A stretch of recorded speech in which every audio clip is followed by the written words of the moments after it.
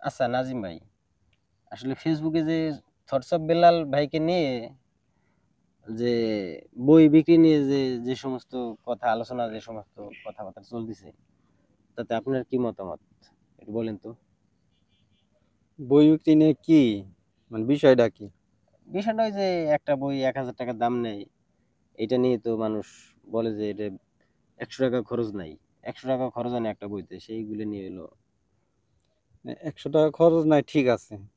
এই বই বিক্রির টাকা যদি নিয়ে সে মানুষের দান করে বা সাহায্য করে, তাহলে 1 টাকার বই 100 টাকা নিক, 100 টাকার বই 1,000 টাকা নিক, তাতে তো কোনো সমস্যা নাই। দেখতে হবে সে টাকাটা কি কাজে লাগাইতেছে।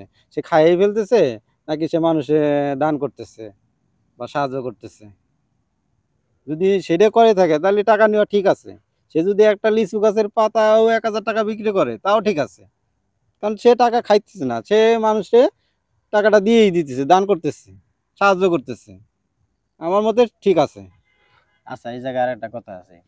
আসলে একটা বই তো 1,000 টাকায় বিক্রি করে, বুঝলাম 1,000 টাকা বিক্রি করে, তাইলে এই বইগুলো কেনে কারা? একমাত্র কেনে যারা কন্টেন্ট ক্রিয়েটর, যারা আছে নতুন নতুন হইতে চায়, একমাত্র তারাই এই বইগুলো কেনে। তাছাড়া এমনি কি স্কুলে পড়ায় তারা কি কেনে? তাদের কি দরকার? তাদের কোনো দরকার নাই, আমি মনে করি হুম। আমার জায়গা থেকে কোনো দরকার নাই। আর ওই যে বইতে যে যে লেখাগুলো আছে, ওই লেখাগুলো একমাত্র বললে পারে, আহ, কবিতা হোক যাই হোক, ঠিক আছে, ওই লেখাগুলো ই করলে পারে ওই ভিডিও ভাইরাল হয়, বা একটা কন্টেন্ট ক্রিয়েটর তার ভিডিওতে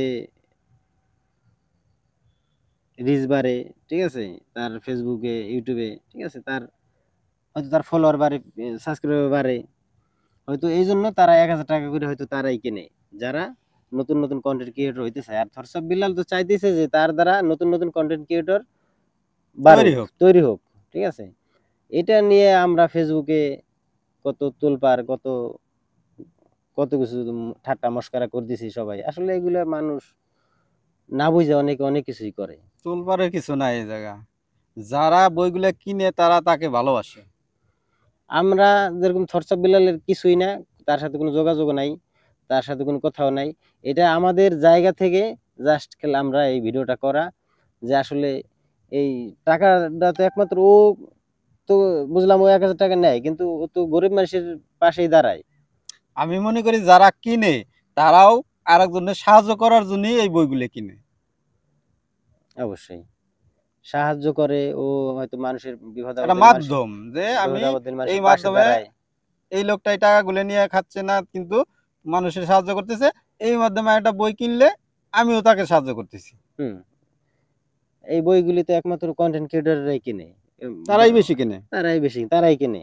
এমনি পড়ালেখার জন্য তো আর ওই যে পোলাপান বাচ্চাদের না। পড়ানোর বই তো না ওইগুলাই। এটা নিয়ে আমরা আর ই না করি আমি মনে করি, কারণ আমি না ছড়াই। সবাই ভালো ভালোর থাকবেন, দিকে যাই। সবাই ভালো থাকবেন, এই কামনায় ভিডিও শেষ করছি। আল্লাহ হাফেজ।